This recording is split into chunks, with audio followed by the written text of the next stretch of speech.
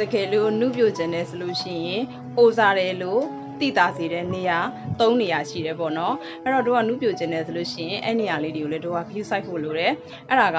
ဘယ်နေရာလေးတွေလဲဆိုတော့ပထမအဆုံးကတော့မြက်ဝန်းပေါ့နော်မိန်းကလေးတွေကအဲ့လိုမျိုးအသက်ကြီးလာပြီဆိုလို့ရှိရင်ဒီမြက်ဝန်းအောက်မှာအရေးအကြောင်းလေးတွေထင်လာတယ်ပေါ့နော်အသက်အရွယ်ကြောင့်ရော collagen လေးအဲ့လိုမျိုးရော့နေလာတာကြောင့်ရောဒီနေရောင်ကြီးကြောင့်ရောပေါ့ကိုက view မဆိုင်တဲ့လူဆိုရင်ရမ်းတည်တာရယ်ကွာအဲ့တော့ဒီမြက်ဝန်းတွေကအရန်ကို view site ဖို့လိုအပ်တယ်ပေါ့နော်အဲ့တော့ပထမဆုံးမြက်ဝန်းပေါ့နော်မြက်ဝန်းတွေကအဲ့လိုမျိုးအရန်ကိုသိလားဟိုလေ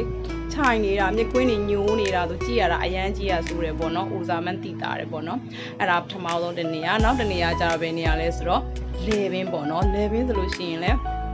ဒီလေပင်နေရာကဒီလိုအရေးကြောင်းထင်လာတာပဲဖြစ်ဖြစ်ဒီနေလောင်တာများလာပြီဆိုလို့ရှိရင်လည်းသူတို့ကဦးစားမှန်းတည်တာတယ်ပေါ့နော်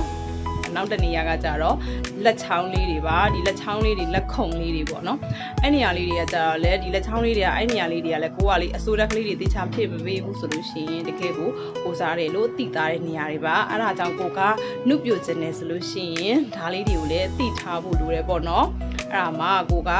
မျက်နှာလေးတွေမှာ view site လို့မရဘူးပေါ့နော်ဟိုနဲ့ဒီနဲ့ view site မှာပေါ့နော် fashion ဆိုလည်းအဲ့လိုပဲပေါ့နော်ဟိုနဲ့ဒီနဲ့ view site ပြီးလို့နည်းနည်းဒီဖြည့်ဆွတ်မှာပို့ပြီးတော့အလားတရားပို့ပြီးပြည့်စုံတာပေါ့နော်အဲ့တော့တဲလီတို့ကမမိုးကလာပြီးတော့တတိပေးတာပါရှင်ဗီဒီယိုလေးကအကျိုးရှိမယ်လို့မျှော်လင့်ပါတယ်နော်ဗီဒီယိုလေးကိုဆုံးထိကြည့်ပေးလို့ကျေးဇူးတင်ပါတယ်နောက်ဗီဒီယိုမှာပြန်ဆုံမယ်နော်